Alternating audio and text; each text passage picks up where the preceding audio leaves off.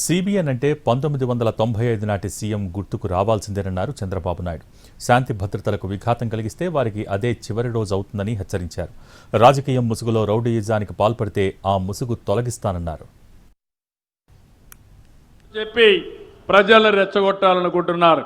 నేను అందుకే చెప్పా, ఈ సిబిఎన్ 14 సంవత్సరం సిబిఎన్ కాదు, 1995 సిబిఎన్ అని చెప్తున్నాను. ఎవరికైనా డౌట్ ఉంటే ఒకసారి పాత చరిత్రకి వెళ్తే, ఎవరైనా కానీ law and order problem create చేయాలంటే అదే చివరి రోజు. మా ఆడబిడ్డల జోలుకొస్తే కబద్దార్ జాగ్రత్తగా ఉండండి. ఒకవేళ గంజాయి మత్తుంటే గంజాయి మత్తు వదిలిస్తా, రాజకీయ ముసుగుంటే ముసుగు తొలగిస్తా, రౌడీల్ని రౌడీలుగానే చూస్తానని చెప్పి మరొకసారి హెచ్చరిస్తున్నా. సోషల్